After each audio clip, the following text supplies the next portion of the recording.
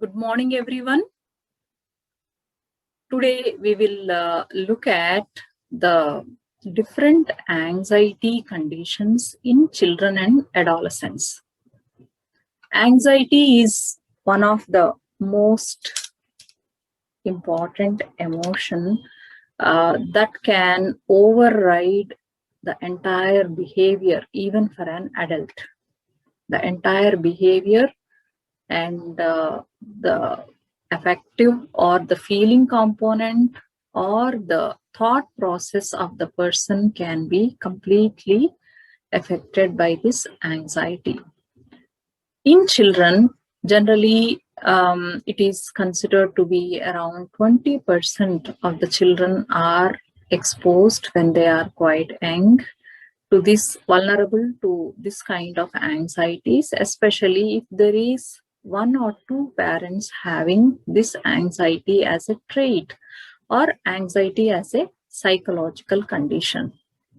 So generally, when children, it is very considered to be very normal when children are young children, especially having very young children below 3 years, when there is a stranger coming in or when they are exposed to some fearful situations, feeling anxious or feeling tensed about it is considered to be normal.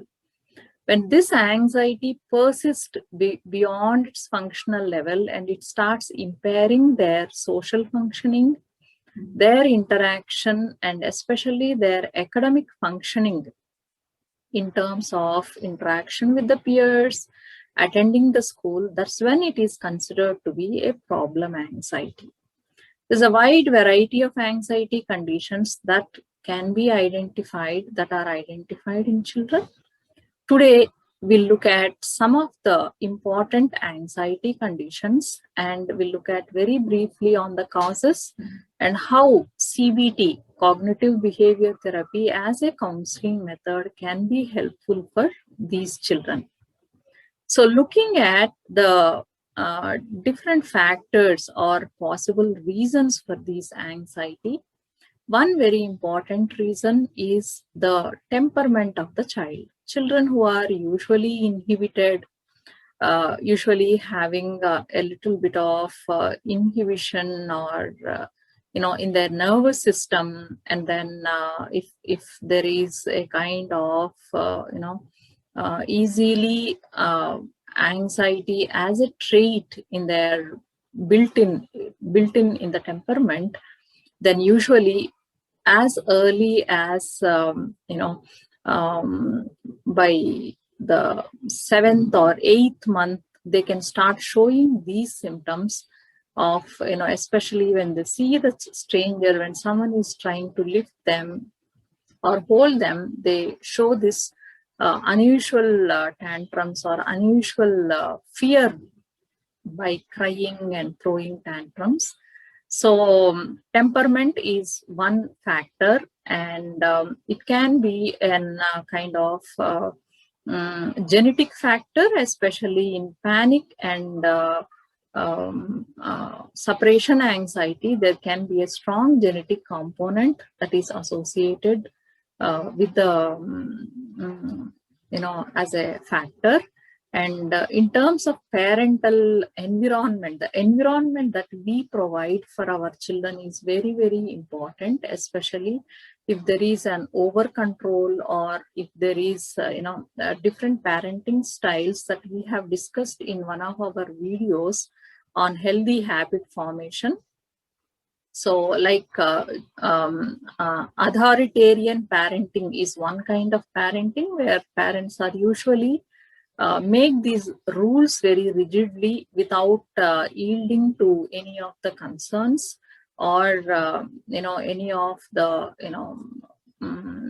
condition of the children. The rigid making of the rules, also some of the parents can get into overindulgent, like there are no rules at all, and completely the environment is left to the child's whim and will, and there can be some overprotective kind of parenting where if the child has any childhood health issues, or if the child is born after long waiting, or if the child is very precious.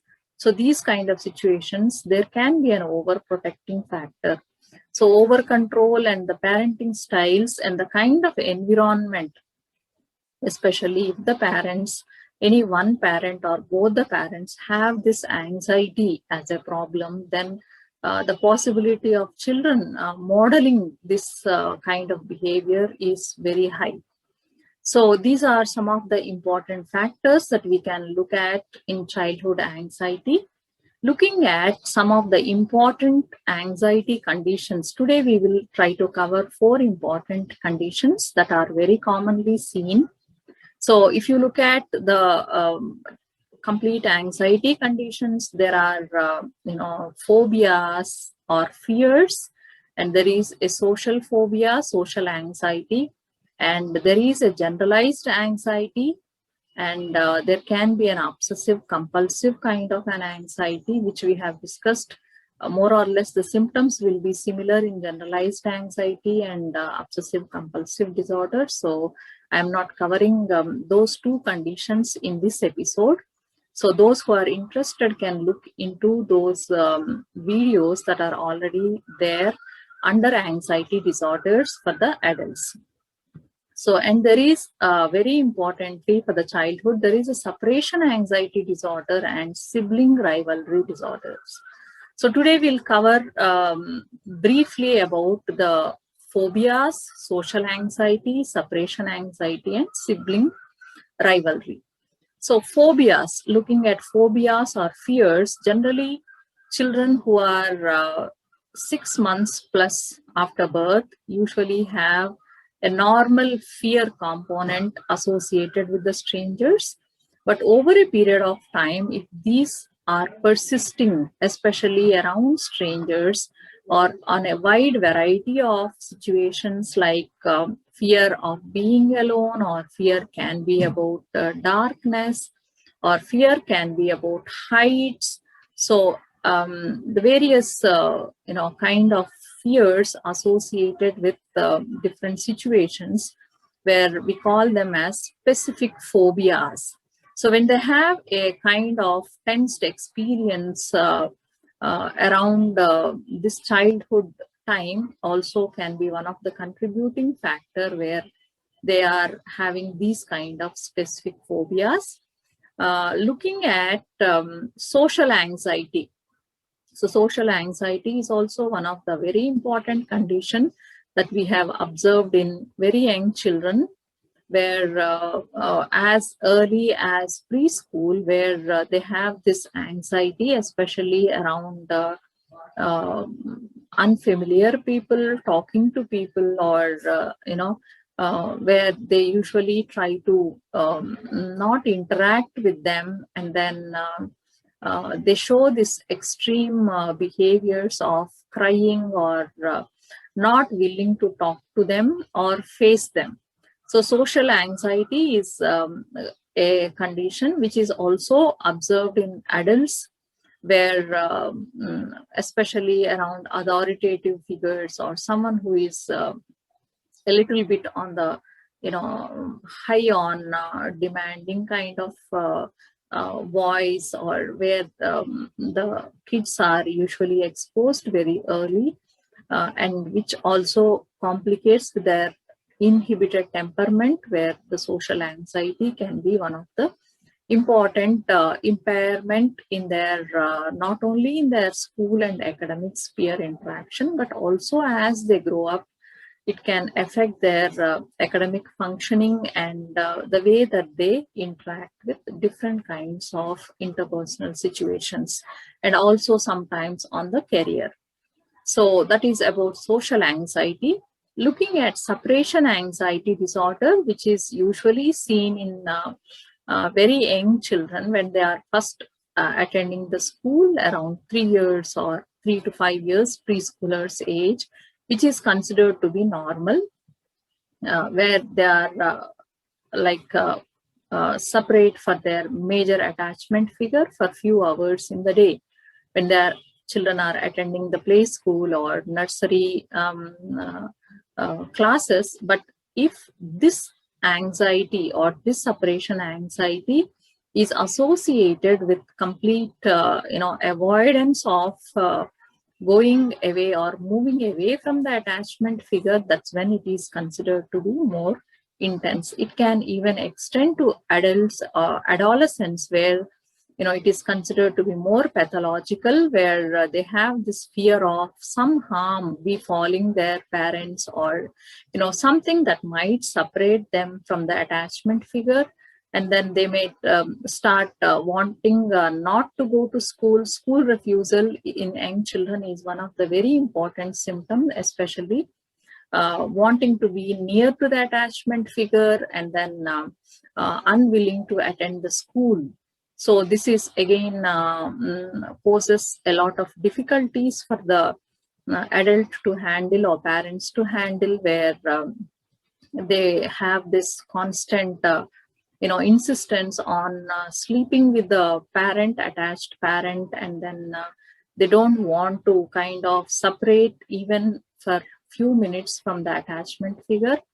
So, and hence it starts impairing their functioning in terms of their individuality, in terms of their academic functioning. Especially the school refusal is one of the major problem associated with separation anxiety disorder.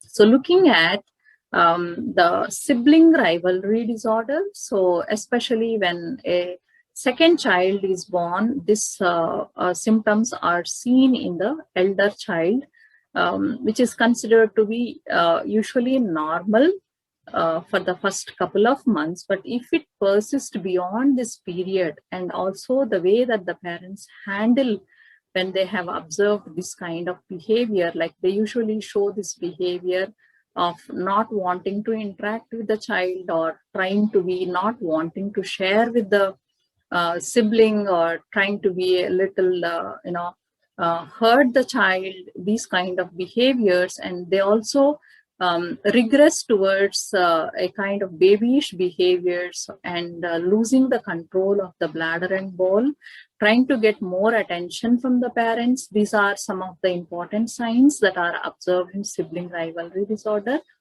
The way that the parents handle makes a lot of difference in most of these, especially in the sibling rivalry kind of condition, where trying to be more empathetic and trying to give more attention to the psychological component or the psychological need of the elder child makes a lot of difference in resolving at a very tender age.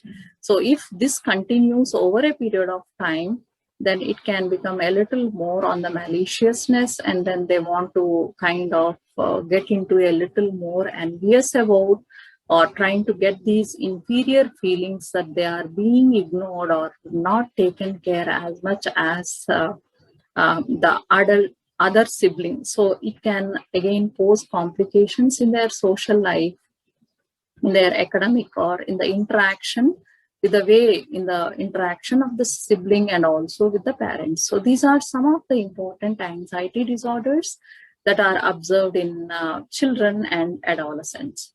Looking at the role of CBT, or what counseling can do.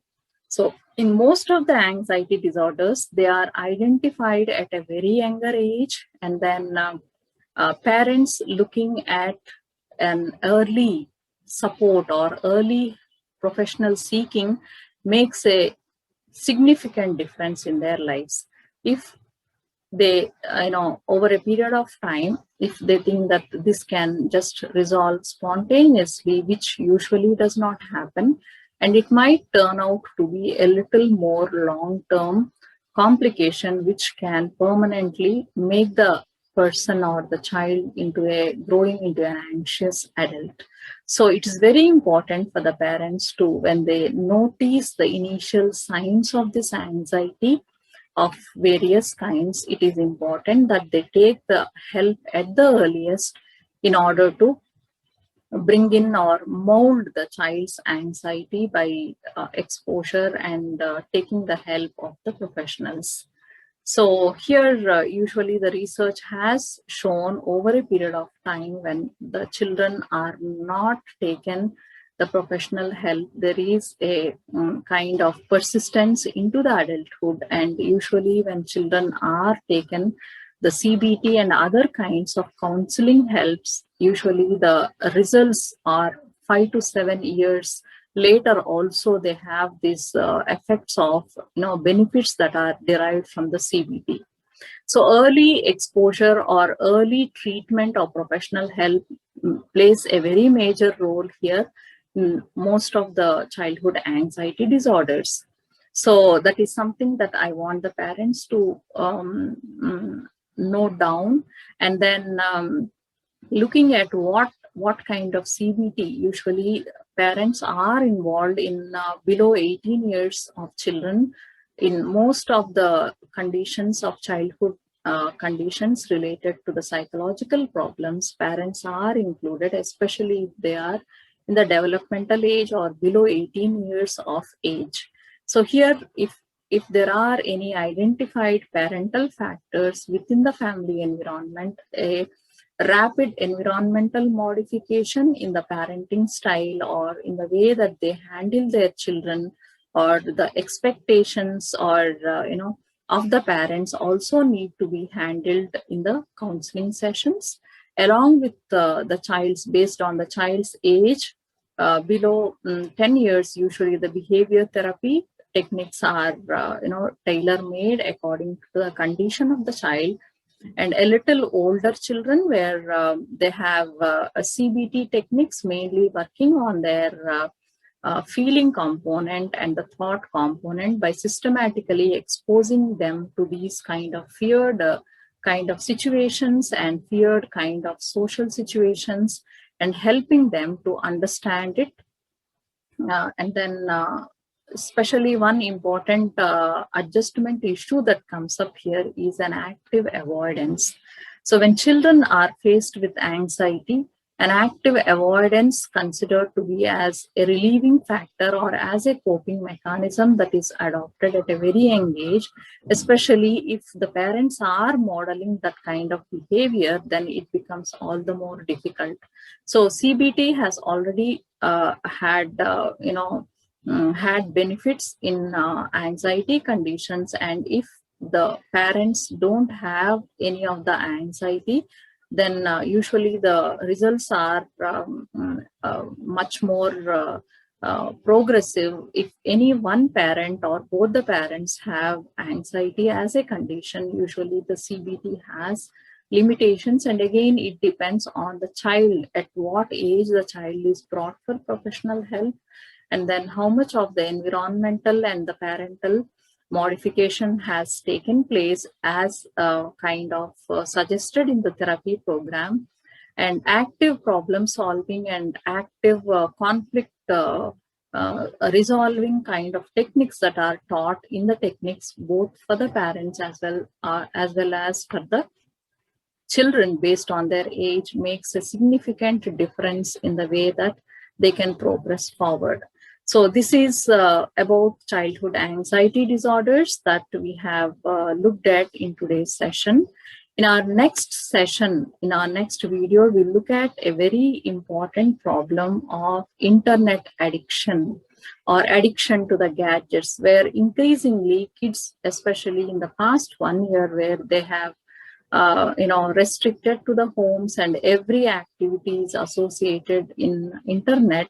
So there are more and more child kind of issues coming up, where they are getting into depression, high anxiety, getting into internet addiction, and then which is posing a kind of difficulty in their adjustments, not only with themselves, also with the family. So we'll look at that internet addiction in our next video. Hope this short video on anxiety disorders in children will be of informative to the parents. And this is for this week. Thank you.